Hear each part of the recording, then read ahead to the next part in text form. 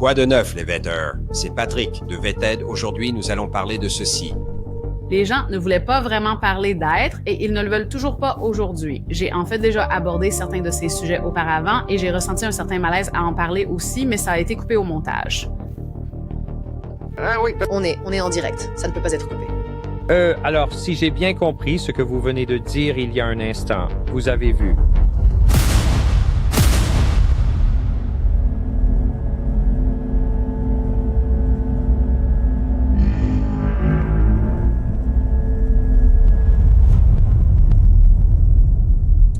Alors, Vetters, mettez un pouce bleu. Ça aide vraiment les vidéos. Et bien sûr, si vous n'êtes pas encore abonné, abonnez-vous. Alors, de quoi parle la vidéo d'aujourd'hui? Eh bien, il s'agit de ça, de ces commentaires venant de cette docteure ici que je connais un peu sans vraiment la connaître. Je ne la connais pas très bien, pour être honnête avec vous. Elle s'appelle la docteure Ana Brady Estevez, et une fois de plus, elle a fait quelques commentaires ici et là que nous allons aborder dans un instant. Mais j'ai trouvé ce clip particulier assez intéressant, surtout quand on considère à quel point le terme biologique est utilisé dans cette communauté, notamment de manière célèbre par David Grush lorsqu'il a été interrogé par Nancy Mace en juillet 2023. Un clip très viral.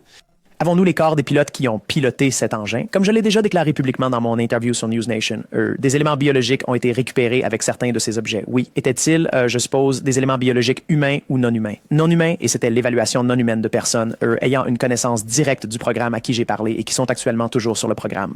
Et je me suis toujours demandé, pourquoi continue-t-il de dire biologique, n'est-ce pas? Pourquoi ne pas simplement dire corps extraterrestre, n'est-ce pas ce que Grush a dit, corps extraterrestre, auparavant aussi. Mais ensuite, lui aussi, lors d'une audition parlementaire en déplacement, dit biologique. C'était donc intéressant d'entendre cette docteure analyser ce sujet de la façon dont elle l'a fait, n'est-ce pas? Vous savez, en plongeant profondément dans toutes ces histoires folles d'OVNI et ces témoignages oculaires, j'ai passé énormément de temps à faire des recherches, à monter des épisodes et juste à flipper devant toutes les histoires d'OVNI incroyables que j'entends. Et j'aimerais visiter certains de ces célèbres sites d'OVNI en personne. Mais il y a quelque temps, j'ai eu un déclic en regardant mon relevé bancaire, où j'ai réalisé que je payais pour des abonnements que je n'utilisais presque plus. Des trucs auxquels je m'étais inscrit il y a des lustres et que j'avais totalement oublié. C'était comme découvrir une conspiration cachée dans mes propres finances.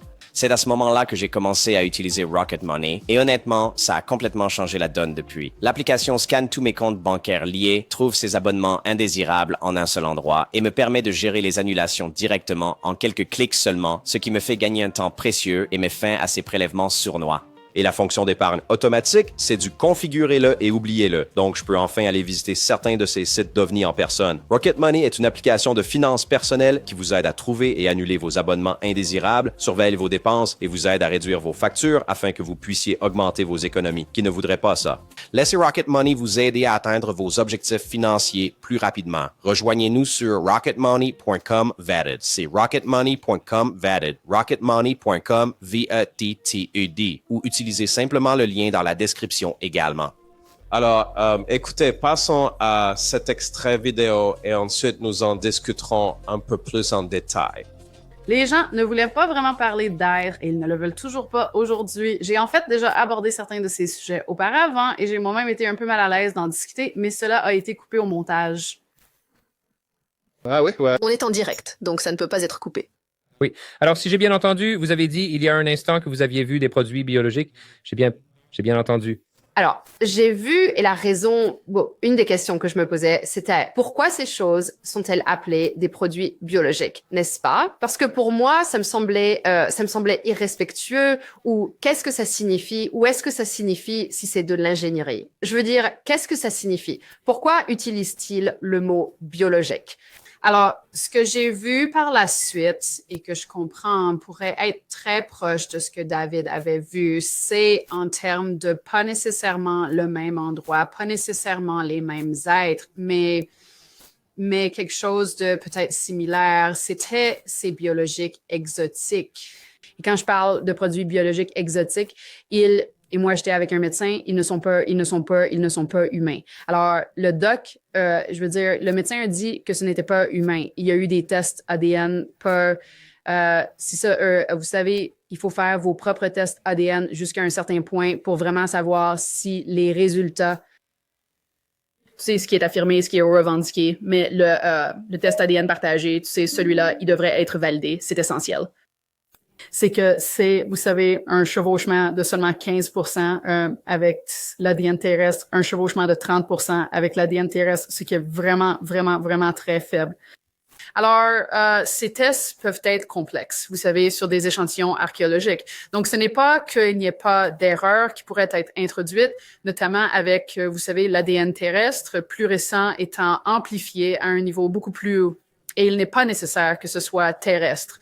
Ça pourrait être de l'ADN de type commun.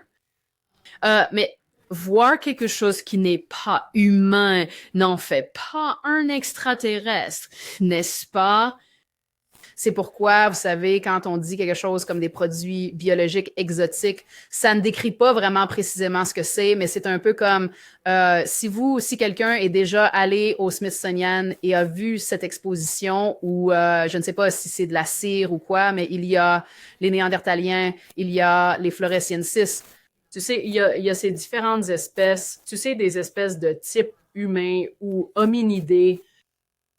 Nous ne sommes pas des Homo floresiensis. Vous savez, nous ne sommes pas... Donc, c'est quelque chose qui n'est pas humain, mais cela ne signifie absolument pas que c'est extraterrestre.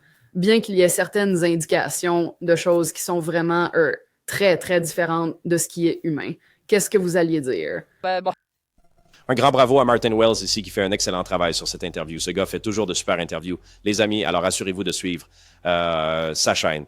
Je vais mettre un lien juste en dessous pour cet extrait particulier. Et vous pourrez vous abonner à sa chaîne YouTube si vous le souhaitez. Il fait vraiment d'excellentes interviews. Donc, encore une fois, c'est tellement intéressant, n'est-ce pas? Voir des aliens. N'est-ce pas? De quoi sommes-nous en train de parler au juste, n'est-ce pas? Elle est allée à un endroit avec le docteur et a vu ces choses de ses propres yeux. Est-ce que c'est un corps, n'est-ce pas? Est-ce que c'est dans une boîte de pétri? En fait, de quoi est-ce qu'on parle exactement ici, hein? Certaines personnes spéculait dans les commentaires de ce post Twitter qui est devenu un peu viral, se demandant si elle parlait des momies de Nazca. Mon Dieu, j'espère que non. J'espère sincèrement que ce n'est pas de cela qu'elle parle, mais j'ai le sentiment que si c'était vraiment de ça qu'elle parlait, elle l'aurait dit sans hésiter, n'est-ce pas? Et je ne pense pas que ce soit de cela que David Grush parlait, parce que quand David Grush a témoigné, elles n'avaient même pas encore été rendues publiques. Elles ont été dévoilées quelques mois plus tard, lors d'une audience devant le Congrès. Et David Grush avait, lui, suggéré d'aller examiner de près les momies de Nazca. Et son enquête à lui remontait à plusieurs années avant cela, n'est-ce pas? Et là, la commission du Congrès, le témoignage qu'il a rendu était un peu, vous savez, une synthèse, non? Comme aller faire un exposé et revenir le raconter à la classe. En fait, la classe, c'était le Congrès, n'est-ce pas? Donc, je ne sais pas. Je ne crois pas qu'il parle de la momie de Nazca, ni que cette femme parle des momies de Nazca ici personnellement. Et c'est juste très intéressant. Genre, c'est réel? Est-ce qu'on a quelque chose? Mais elle tient aussi à préciser que ça ne veut pas dire que c'est extraterrestre. Si ce n'est pas humain, eh bien, qu'est-ce que ça peut bien être? Alors, on parle d'un autre intraterrestre. C'est un nouveau terme que je viens d'inventer là, à l'instant même, n'est-ce pas? Alors, anneau intraterrestre. Boum, j'écris un livre. Une autre espèce non humaine qui... Vous savez, ont survécu sur Terre, ou ont grandi sur Terre, ou peu importe comment on veut le dire, ont évolué sur Terre. Boum, les intraterrestres, les amis, c'est parti. Je parie que quelqu'un dans les commentaires va dire « Les gens disent déjà ça, Patrick, espèce d'idiot. » Bon, eh bien, je n'en ai jamais entendu parler, et je viens littéralement de trouver ce concept, parce que j'essayais de trouver un autre terme que extraterrestre.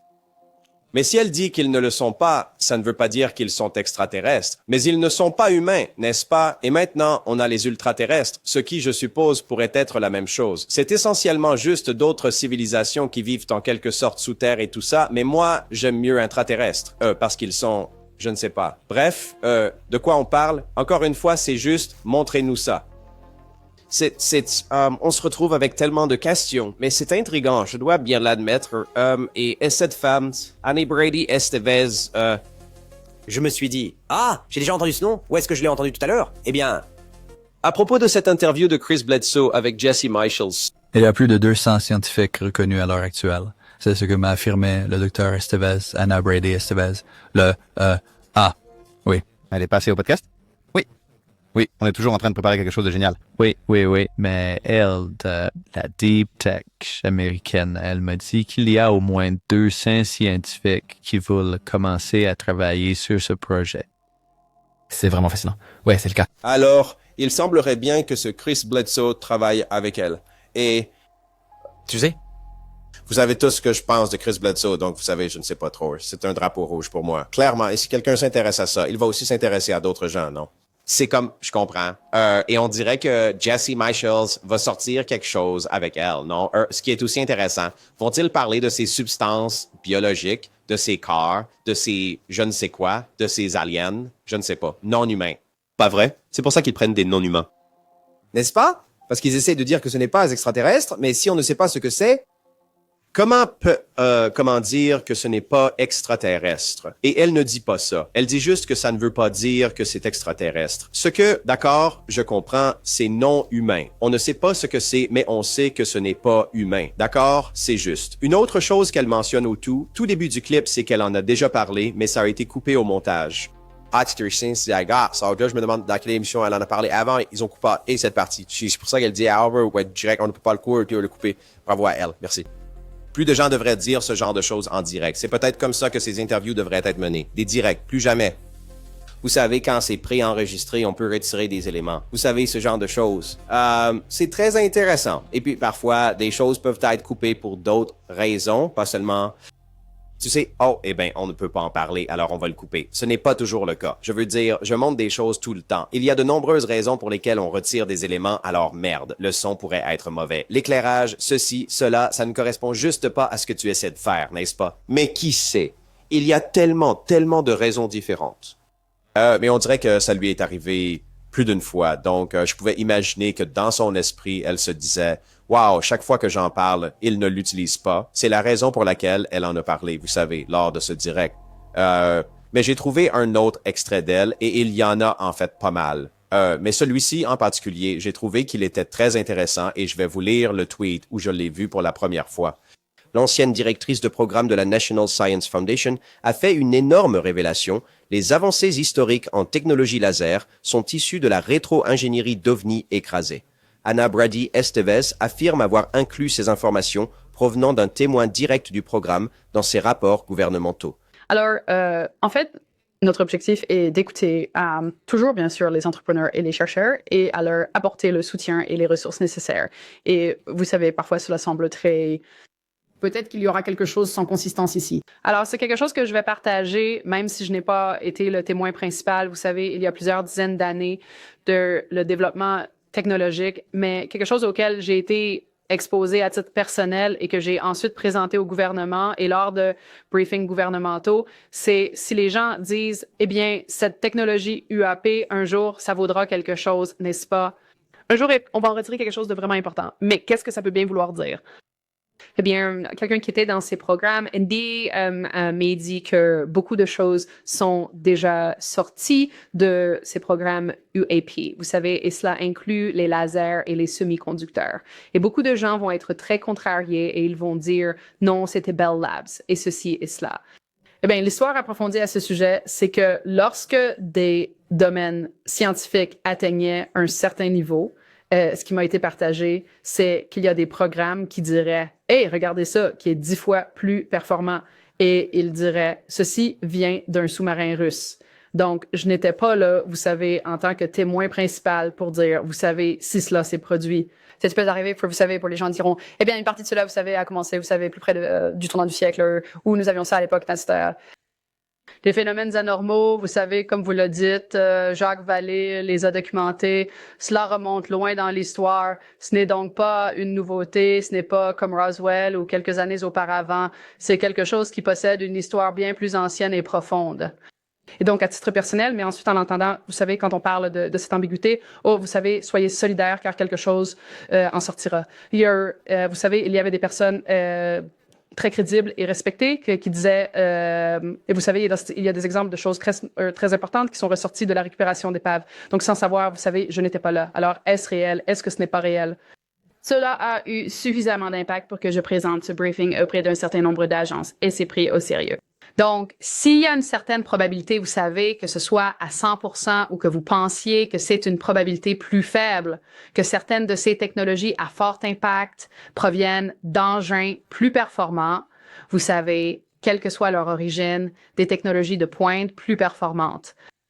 Ce sont des choses que certaines personnes ne prendront pas au sérieux et d'autres diront, nous cherchons quelle sera la prochaine avancée.